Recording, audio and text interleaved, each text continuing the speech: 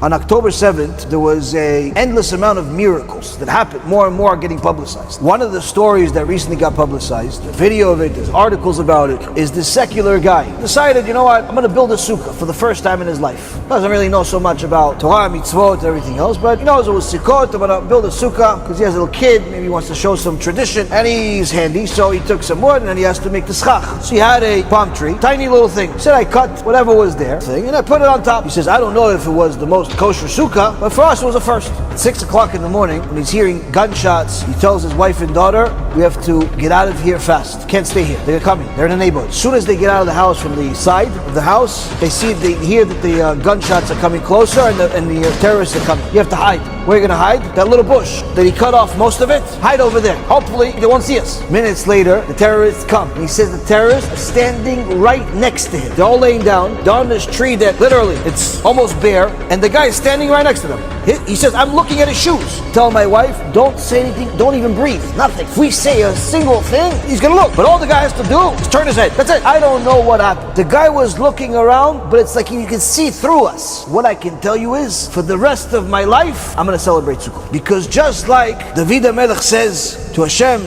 on that day of war, you're gonna hide me in your sukkah. Once this guy took this tree, this creation in the world of Hashem, and made it into a sukkah, nature changed. Now you would think, yeah, if he hid in the sukkah, that kind of fits. Because, okay, they just didn't look in the sukkah. The sukkah was destroyed to nothing. Hashem wanted to make sure that this Jew knows it's not the sukkah, it's me. That tree, you just made the tree holy. Why? You used it for a mitzvah. Yeah, but there's no branches. Who says you need branches? Oh, Hashem has to decide. The terrorist is not going to see you. And there's endless amount of stories like this, of people saying Shema Yisrael for the first time in their life. There's another guy named Uri. Uri was a guy that was very religious about going to parties. Every party he would go to. Uri wanted to have a good time. Like everybody else did at some point in their life, or still does unfortunately. At 6:29 in the morning, he was in Nova, in the party. They started hearing the alarm. He said nobody took it seriously. They didn't realize that it's not just the rockets in the air. They didn't realize that there's thousands of terrorists that are running in their direction and killing people wherever they saw. But then they start hearing the shooting and they realized, oh, this is different. This is not just rockets. Everybody got used to the rocket. When I was in Eretz Yisrael last year and the year before that, every time there was rockets, you hear the alarm, you go to the Ma'amad, it's a special room in every house, and you wait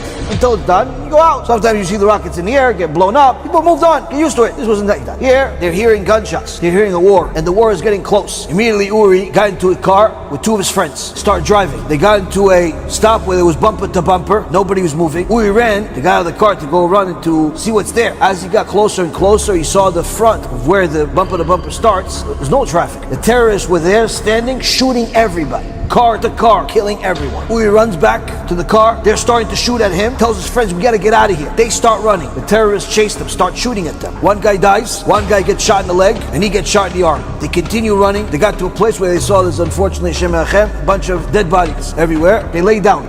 Their whole thing is a mess. They lay down with them, face down, because they knew that if they face up, terrorists are going to check. They face down, face to the ground. 8 hours, he's facing down on the ground. He knows that if he moves his head, if anything, he's gone. After 8 hours, started hearing the Israeli soldiers say, anyone's alive, anyone's alive. He says, finally I got up, but what can I do? And not only do I look like an Arab, but I also dress like one. And instead of being saved, all that came to reality when I saw a bunch of the Israeli soldiers surround me with their guns out, say, if you move, we're gonna shoot. I said, no, I'm a Jew. So it says, say the Aleph Bet. I was so scared, they're getting closer, I forgot the Aleph Bet. Say it, I'm shooting you. The guy puts the gun in his face, about to click. He says, I don't know where this came from. I never heard this before. I know that when I was in there, face down for 8 hours with the terrorists walking around me, I spoke to Hashem and I told him, Hashem, if you save me from this, I promise I'm going to put the tefillin on, I'm going to keep 3 Shabbats. He says, as this soldier is about to shoot me, all of a sudden something comes out of my throat, Shema Yisrael Adonai Eloheinu Adonai Echad. I never heard it before, never prayed it before, but as soon as I said it, the soldier hung me. Why? Arabs don't say Shema Yisrael, but the Neshama knew. As the Gemara says in Masechet Nida, before you come to this world, there's a malach that HaKadosh Baruch Hu puts in your mommy's belly to teach you every part of the Torah. Everybody knows. All Jews know the Torah. It's in your mouth, it's in your heart to do it. But in order for you to know the Torah in this world, you have to be reminded of it. How? Opening the book, watching shiurim. You could open a book, 1 year you read it. You read your Mesilat Yesharim, you read Chovot Levavot. Some time passes, you go back to the same book. You open the book, now you've read this before. You could have read it 5 times already. But all of a sudden you read the book and all of a sudden something else comes up. And it's as clear as day to you, as if you already know this from your previous life. Why? Because you already do. But to be reminded of it, you have to toil.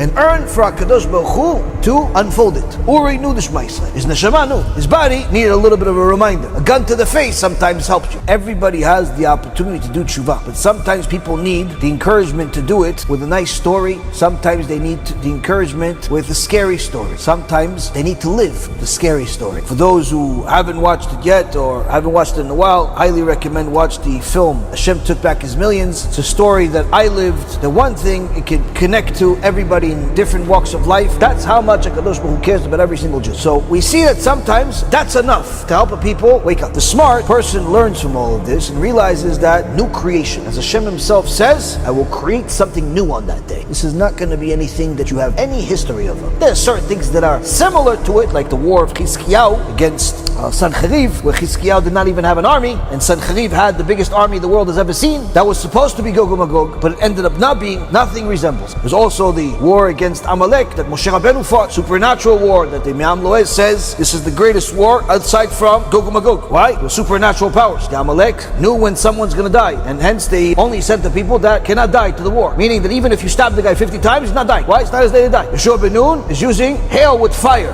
to kill Amalek. Not even the movies have the creativity to do such a thing. Some of this hail of fire is coming back. In fact, the Imam Loez says part of the hail with fire that came down on Egypt hit the Egyptians. Part of it hit Amalek. Part of it still in the heavens, waiting for GOG and MAGOG.